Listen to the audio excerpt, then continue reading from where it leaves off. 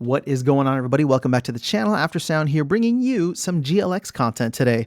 Now, with the announcements of nodes coming in by the end of Q1, or the node license sale for GLS coming in, I just wanted to run a little bit of a thought experiment, because this is going to be the first major opportunity for GLX to be burned for GLUSD and for there to be a significant GLUSD sink. As we know that, a lot of that GLUSD is going to be burned, or the only way to get GLUSD is by burning GLX, and the only way to purchase the node licenses will be with a combination of GLGT and GLUSD.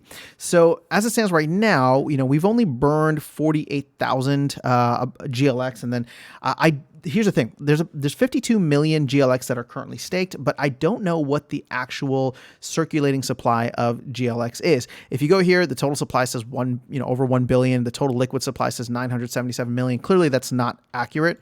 And if it is, it's including things that shouldn't really be included from like a liquid supply, right? For example, like if stuff was set aside for the DAO, which we know that there was, I forgot the white paper now, but we know that there was some set aside for the DAO, like that shouldn't be included here, even if it's considered liquid because it's not staking, but it's locked up by the DAO. At least that's my opinion on how we should be tracking all of these things.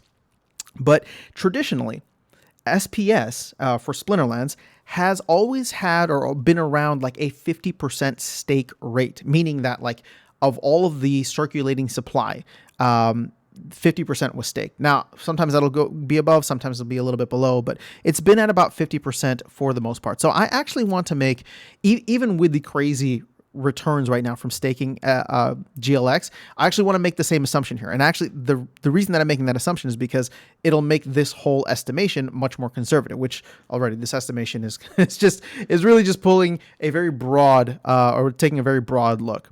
So if we say that to be the case, then 52 million staked means that total there's maybe about 104 million that are currently circulating, right?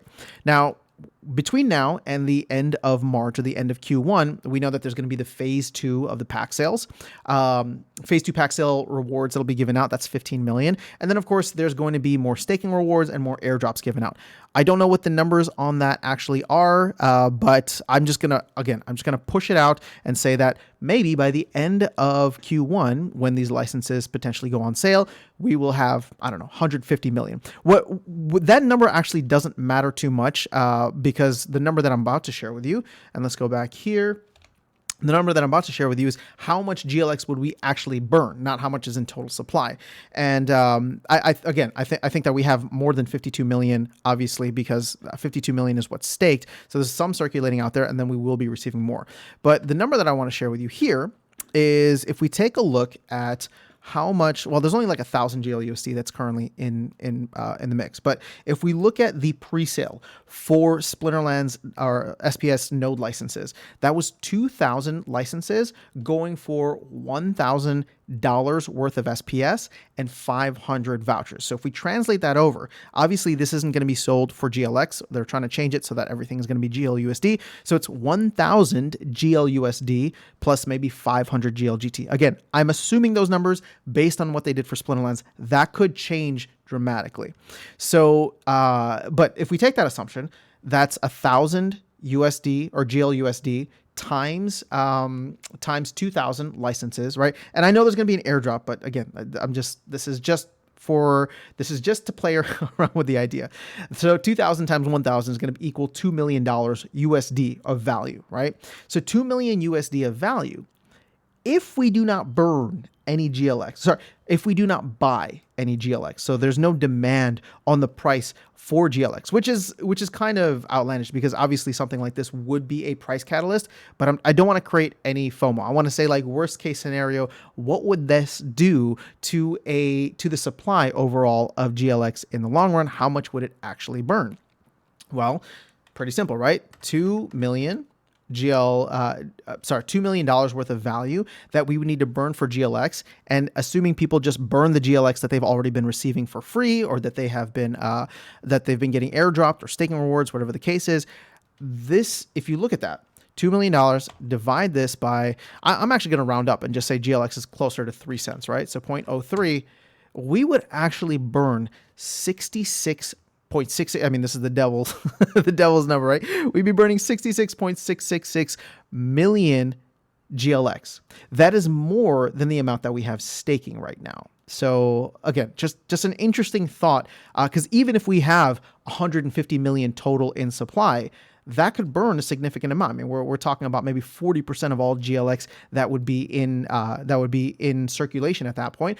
And more importantly, because we don't have the full numbers on circulation, but you do this divided by how many zeros? I need 2 billion, and it would immediately right off the bat, just the pre-sale would burn 3.3% of the total GLX that will ever be minted, right? According to the 2 billion in the white paper. Again, this number I think is going to be considerably less, because I think if, for example, I wanted to buy a GLS node, or anybody wants to buy a GLS node, if I don't have the amount of GLX that I need, I'm going to go out and buy it to burn for GLUSD. And the beautiful part about that is the fact that I can take fiat, or I can take another value, right? Another coming in from another currency, or whatever the case is, and I can actually buy GLX. It doesn't matter what the market price of GLX is. If I need $1,000 worth of GLX, then I buy $1,000 worth of GLX.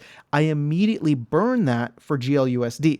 So it doesn't matter what the price is, and that's kind of why, it's kind of like the demand then becomes price agnostic, right? Which is the whole flywheel purpose. It's just if I constantly need to be buying SPS in order to get DEC, and now for the GLS side, if I constantly need to be buying GLX for GLUSD, then ultimately, I don't care what the price is, because ultimately I'm still getting my USD value worth, or my BTC value worth, whatever I'm trading for GLX. That won't trade when that won't change when it comes to GLUSD value, right? I'm just buying that amount in, and then I'm immediately burning it. So again, I think this could get interesting. It could be an interesting price catalyst, but in the worst case scenario, and let's say, worst case scenario, nobody buys them, but let's just say that, the price doesn't really move much, because people are just going to use whatever GLX they already have been given, which has been a lot for some folks, right? You could see like a significant amount of GLX being burned, and so that would just be for a pre-sale, right? Not even like the tranches, but I fully expect that the license sales structure is going to be different, maybe not dramatically different, but I think it is going to be different from what Splinterlands has done. I'm just using that as a template. And once again, what we didn't really factor in is the fact that there are about 5,000 SPS or Splinterlands nodes out there, and there may be an airdrop. So maybe that would eat into whatever a pre-sale amount will be. But if I was the team, or if I was on the team making this decisions, I would probably say, there would still need to be some kind of pre-sale to entice newer folks to get in. Even if you did a one-to-one airdrop, I would still structure it in a way where you would have a pre-sale, so that you could entice people to come in and burn a lot of that GLUSD. But, we'll end up seeing how it goes. At this point, most of the people I think playing this game are probably coming in from the Splinterlands side.